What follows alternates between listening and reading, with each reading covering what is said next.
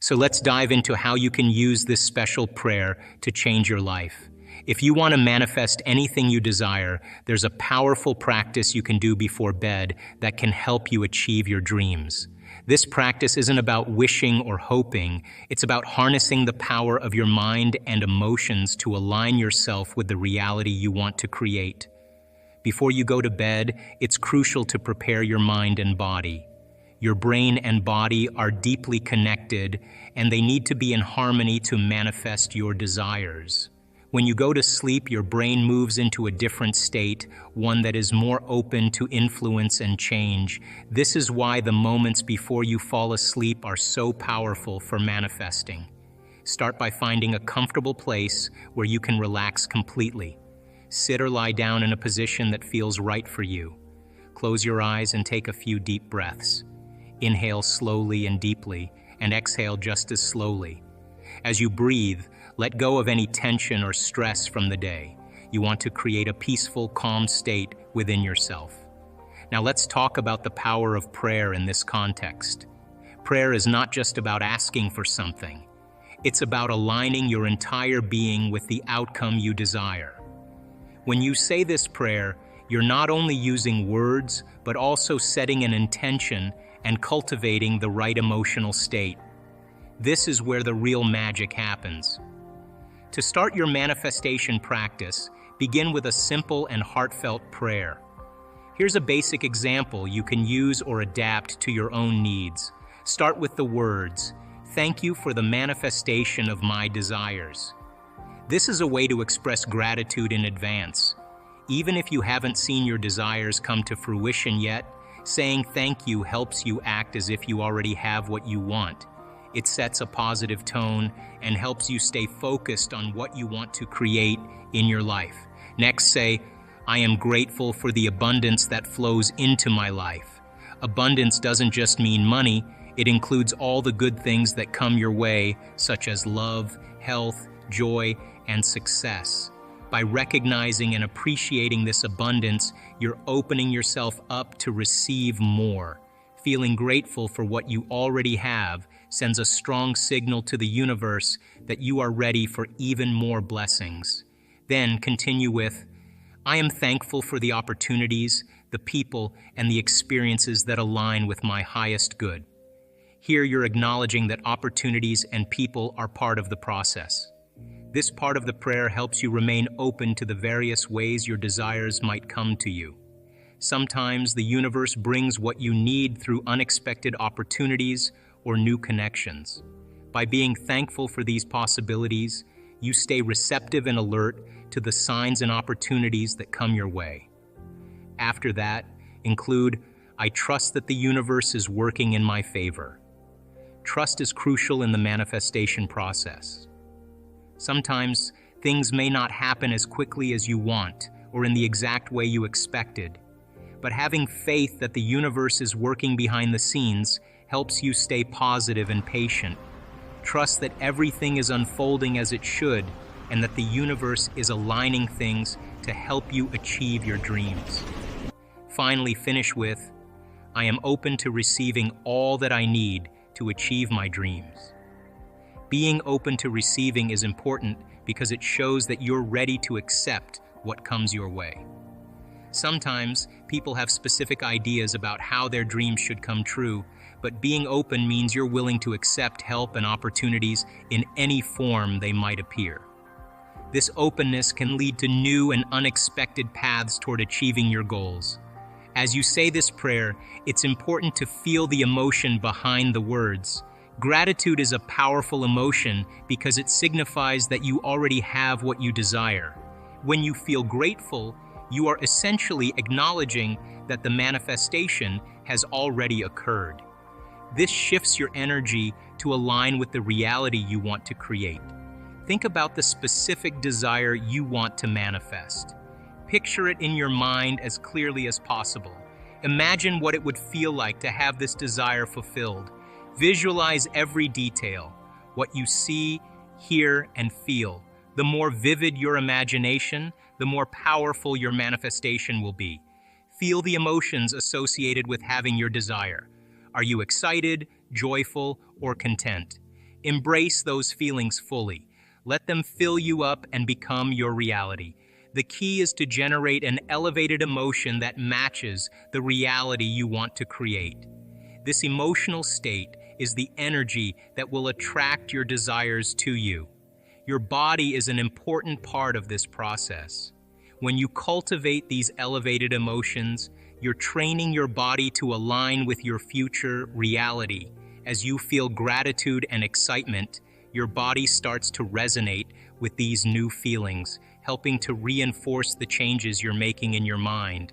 Remember, it's not just about the words you say or the images you visualize, it's about the energy you create. Your thoughts and emotions need to be in harmony with the frequency of your desire. This is like tuning a radio to the right station. When your frequency matches the potential that exists in the quantum field, your desire will naturally come to you. Now let's talk about how to make your practice even stronger. After you have said your prayer and experienced the positive emotions connected with it, it's important to continue focusing on those good feelings as you fall asleep. This is a crucial part of the process, so let's break it down step by step. When you're ready for bed, start by remembering the prayer you said and the emotions you felt. If you felt grateful, excited, or joyful, hold on to those feelings as you get comfortable in bed. Think about the outcome you're hoping for and let those positive emotions fill you up again. As you lie there, try to keep your mind focused on the happiness and gratitude that came with your prayer. It's also important to let go of any doubts or worries that might creep into your mind. Sometimes, we start to question if what we're hoping for will actually come true, or we might worry about how it will happen. These doubts can get in the way of the process. So, as you're falling asleep, gently push these doubts aside. Remind yourself that the universe is working on your behalf, even if you can't see it right now. Trust is a big part of this process. You need to have faith that things are moving in the right direction. The universe works in its own time and in its own way, and sometimes it's hard for us to understand how everything will come together. That's why it's important not to overthink or analyze how your desire will come to be. Trying to figure out the details or predicting how things will unfold can actually create more stress and uncertainty. Instead, focus on the feelings you want to keep, such as gratitude and trust. Think of it like planting a seed. Once you've planted the seed and given it water and sunshine, you don't keep digging it up to see if it's growing. You trust that it's doing what it needs to do beneath the surface. Your role is to continue nurturing it by maintaining a positive attitude and letting go of any negative thoughts. As you drift off to sleep, imagine your desire already fulfilled. Visualize yourself living the life you want and let that vision fill your mind with happiness. This practice helps to reinforce the positive emotions and signals you've sent out with your prayer. It also helps to keep your mind in a state of trust and gratitude, which are powerful tools in manifesting. Your subconscious mind works a lot while you're asleep. It's like a powerful computer that processes and stores information. Before you go to bed, the thoughts and feelings you have are especially important because your subconscious mind is very open and receptive during this time. This means that what you focus on and feel right before you sleep can have a big impact on what you attract into your life. When you maintain a state of gratitude and trust before you fall asleep, you are essentially programming your subconscious mind. Think of it like setting the direction for a GPS. If you set your GPS to go to a specific place, it will guide you there. Similarly, when you focus on positive feelings like gratitude and trust, you're guiding your subconscious mind toward attracting those positive outcomes. Gratitude is an especially powerful emotion because it makes you feel good and helps you appreciate what you already have. When you feel grateful, you send out a signal that you're happy with your current situation and ready for more good things to come. This positive energy attracts even more positivity into your life. By thinking about what you're grateful for and feeling thankful before bed, you're reinforcing this positive energy in your subconscious mind. Trust is another key factor. Trusting that things will work out helps you stay relaxed and open to receiving what you want. It means believing that the universe, or whatever higher power you believe in, is working in your favor. When you trust, you let go of worries and doubts, which can block the flow of good things. Trust helps you stay confident that your desires are on their way, even if you can't see them yet. Because your subconscious mind is so active while you sleep, it's crucial to practice maintaining this emotional state consistently. If you only focus on gratitude and trust once in a while, it's like giving your subconscious mind mixed signals. But if you make it a regular habit, your subconscious will start to respond more effectively to these positive impressions. In addition to saying this prayer before bed, consider making it a part of your daily routine. You can start each day with the same sense of gratitude and positive emotion. This will help you stay aligned with your desires and keep your energy focused on what you want to create. Throughout your day, pay attention to your thoughts and feelings. Are they in alignment with your desired reality? If not, gently bring yourself back to a state of gratitude and trust. It's natural for your mind to wander, but the more you practice, the easier it will become to maintain a positive state. One important part of manifesting what you want in your life is to stay persistent. This means that even if you don't see results right away, you should keep going. It's normal not to see immediate changes or results, and that's perfectly okay. The key is to remain focused on what you want to achieve and to keep nurturing the right emotional state. When you're manifesting, it's important to remember that change often takes time. Just like planting a seed in the ground, you don't see a tree grow overnight. It needs time to sprout, grow roots, and develop into something strong and beautiful. The same principle applies to manifesting your desires. You plant your intention by clearly defining what you want, and then you nurture it by keeping your emotions positive and aligned with that intention.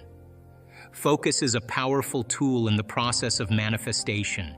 It means keeping your attention on your goals and not letting yourself get distracted by doubts or negative thoughts. Whenever you catch yourself thinking about how something might not work out, gently remind yourself of what you are trying to create. Imagine the end result and feel the emotions as if it's already happening. This helps keep your energy aligned with your goal. Cultivating the right emotional state is also crucial. This involves maintaining feelings of positivity, gratitude, and excitement. Your emotions are a form of energy, and they play a big role in how you attract what you want. When you are excited and grateful, you send out a strong, positive signal to the universe. This signal helps draw your desires closer to you. Sometimes it's easy to feel discouraged if you don't see results right away. It might feel like you're doing everything right, but nothing is happening. This is where persistence becomes important. Just like you wouldn't stop watering a plant if you didn't see growth immediately, don't give up on your manifestation efforts just because you don't see instant results. The universe responds to the energy and intention you put out. If you are consistent in your focus and your emotional state, you're creating a strong, clear signal for the universe to respond to. This means that even if results aren't visible immediately, the universe is still working to bring your desires to you. Consistency helps build a powerful, positive energy field around your goals. Manifesting is not about forcing or controlling outcomes. It's about aligning yourself with the energy of what you want. As you practice this prayer and emotional alignment, you're creating a powerful field of energy that will naturally attract your desires to you. So before you go to bed tonight, take a moment to say your prayer and feel the gratitude and excitement as if your desire has already been fulfilled. Trust in the process and know that you are aligning yourself with the reality you want to create. Embrace the feelings of joy and contentment and let them guide you as you drift off to sleep. This practice is a powerful tool for manifesting your desires and transforming your life. the what-if question. What would it be like to be in love? What would it be like to have a new job? What would it be like to be in a new relationship, to do whatever, to be healed? The moment you ask that question, the part of your brain called the frontal lobe, which is the crowning achievement of the human being, 40% of your brain is the frontal lobe. It's the workshop. It's the creative center. Frontal lobe has connections to all other parts of your brain. The moment you ask an open-ended question, you speculate a possibility. The creative center turns on and it looks out over the landscape of the entire brain and begins to call up different networks of neurons that are stored in your brain based on something you've learned intellectually, knowledge, or something you've experienced in your life, like, well, I know what it is to be in love, or I know what it is to have a good job, or I read a book about it. And it begins to call up these different networks of neurons, and then it seamlessly pieces them together to create a new idea, a new vision. And when you put all those networks together and they fire in tandem, you'll get a clear picture in your mind. And that clear picture is called intention. Now, the more you have conditions or the more you have specifics about that job, like for example, I want to make this amount of money more a year, I want to have health benefits, I want to have 3 weeks vacation, I want to travel, I want to work with great unlimited creative people, that all is the elements that help to add to that vision. Now, the picture you get in your mind could be the word job, or it could be just an image that's personal to you, but the image then represents all of those conditions. So you can have several conditions that make up your intention. But the intention typically is a symbol, like you may see a retreat center that you may want to start, and you have a picture of it. But once you see that picture, the next thing that happens, you start to live that dream. The moment you start to take that dream and it turns into a living motion picture, now you're in that imaginary place. What happens is, the moment it starts taking on form and it starts taking on time, you start to experience it. All the things you're going to do, you're actually living in that future, and your brain does not know the difference between the actual event that takes place in your life and what you're imagining in your mind. We call it mental rehearsal in my work. But you're literally rewiring yourself to the future. Now, your brain is no longer a record of the past. It's now, in fact, a map to the future. Now, most people stop at this level, but there's another level. Because once you have that intention, and I watched you do this, what makes the intention have life is when you combine it with that emotion. Why? Because your body is your unconscious mind. It doesn't know the difference between an experience in your life that creates an emotion and an emotion that you're fabricating by thought alone. And when they do that properly, they do enter the operating system where they can begin to make some really important changes. So most people then wait for crisis or trauma or disease or diagnosis. They wait for loss, some tragedy to make up their mind to change. And my message is, why wait? And you can learn and change in a state of pain and suffering, or you can learn and change in a state of joy and inspiration. I think right now the cool thing is that people are waking up. Most people spend 70% of their life living in survival and living in stress. So they're always anticipating the worst case scenario based on a past experience. And they're literally out of the infinite potentials in the quantum field. They're selecting the worst possible outcome, and they're beginning to emotionally embrace it with fear. And they're conditioning their body into a state of fear. Do that enough times, body has a panic attack without you. You can't even predict it because it's programmed subconsciously. So people become addicted to the rush of those emotions, and they use the problems and conditions in their life to reaffirm their limitations, so at least they can feel something. So now when it comes time to change, you say to the person, why are you this way? Well, every time they recall the event, they're producing the same chemistry in their brain and body as if the event is occurring, firing and wiring the same circuits and sending the same emotional signature to the body. What's the relevance behind that? Well, your body is your unconscious mind. In a sense, if you're sitting down and you start thinking about some future worst-case scenario that you're conjuring up in your mind, and you begin to feel the emotion of that event, your body doesn't know the difference between the event that's taking place in your world, outer world, and what you're creating by emotion or thought alone. So most people then, they're constantly reaffirming their emotional states. So when it comes time to give up that emotion, they can say, I really want to do it. But really the body is stronger than the mind because it's been conditioned that way. So the servant now has become the master. And the person all of a sudden, once they step into that unknown, they'd rather feel guilt and suffering because at least they can predict it. Being in the unknown is a scary place for most people because the unknown is uncertain. People say to me, well, I can't predict my future. I'm in the unknown. And I always say the best way to predict your future is to create it, not from the known, but from the unknown. What thoughts do you want to fire and wire in your brain? What behaviors do you want to demonstrate in one day? The act of rehearsing them mentally, closing your eyes and rehearsing the action. Rehearsing the reaction of what you want or the action of what you want. The action of what you want by closing your eyes and mentally rehearsing some action. If you're truly present, the brain does not know the difference between what you're imaging and what you're experiencing in 3D world. So then you begin to install the neurological hardware in your brain to look like the event has already occurred. Now, your brain is no longer a record of the past. Now it's a map to the future, and if you keep doing it, priming it that way, the hardware becomes a software program. And who knows, you just may start acting like a happy person. And then I think the hardest part is to teach our body emotionally what the future will feel like ahead of the actual experience. So what does that mean? You can't wait for your success to feel empowered.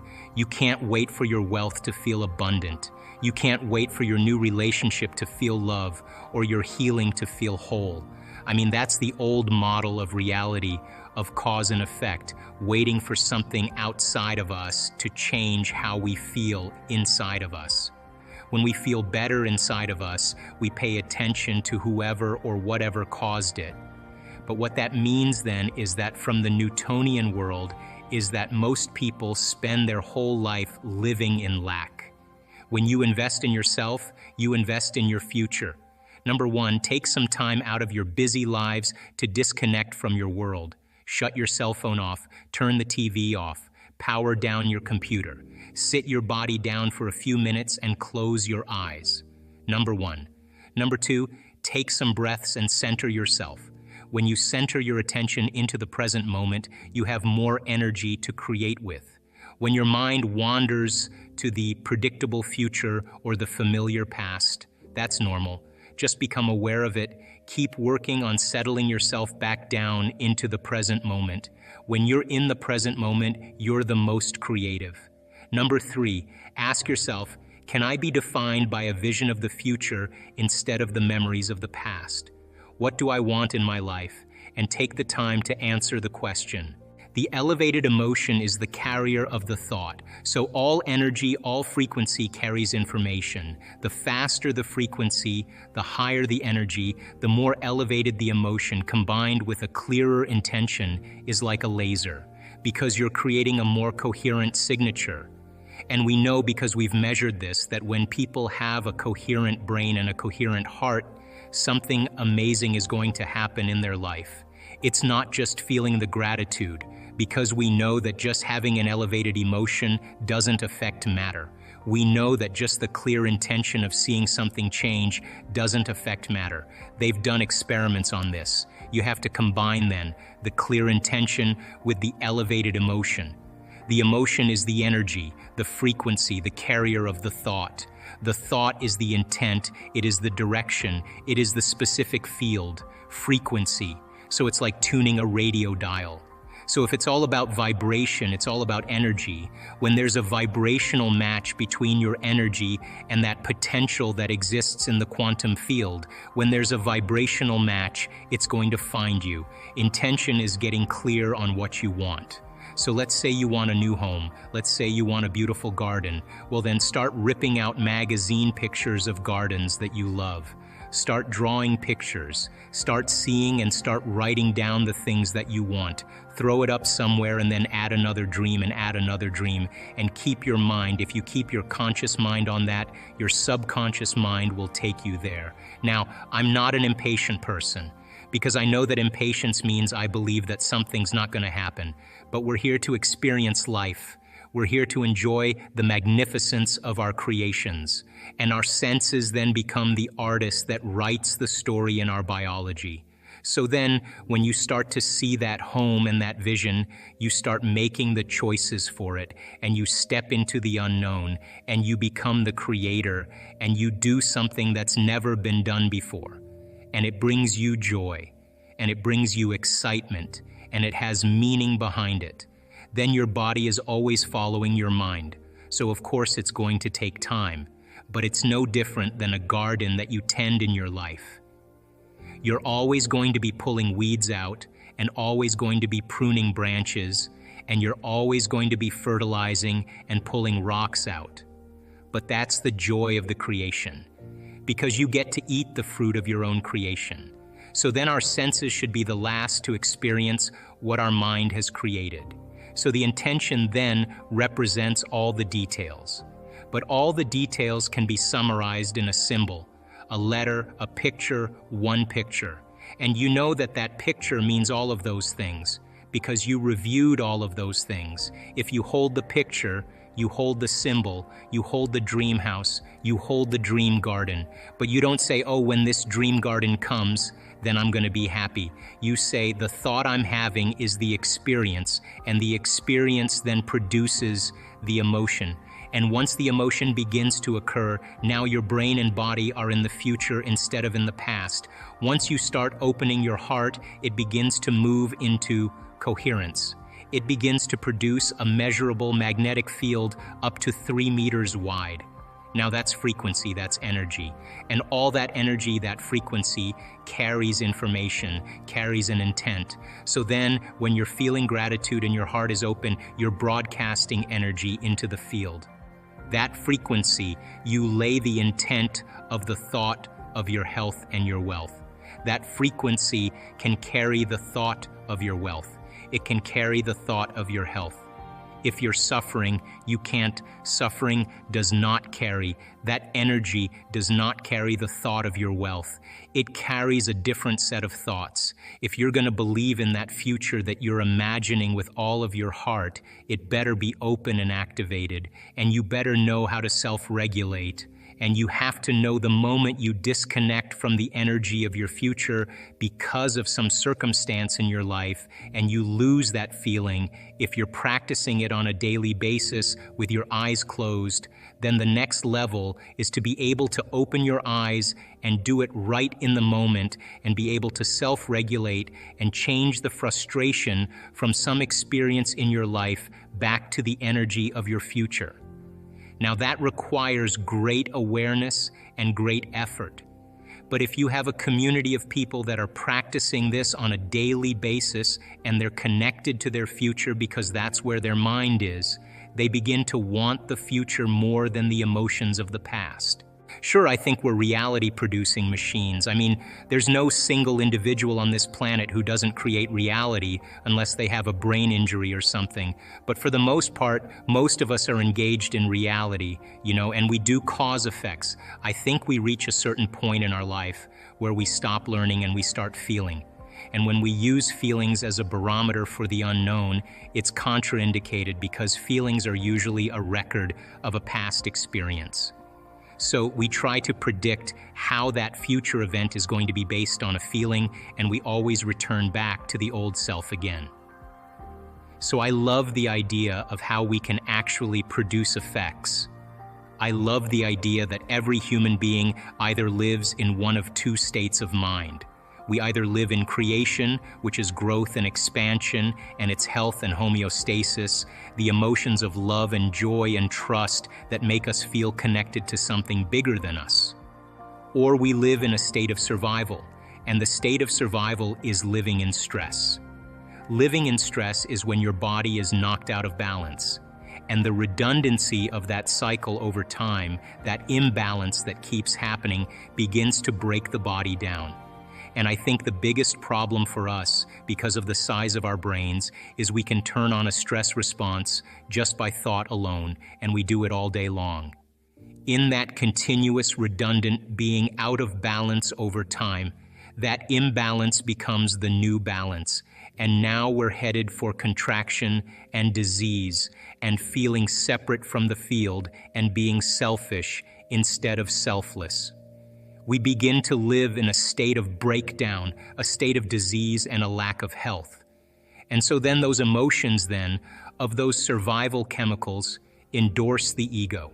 And then we become more self-indulgent and more self-important and more self-serving, because that's what those chemicals do. So we live in one of those two states of mind. Now, those chemicals tend to be highly addictive.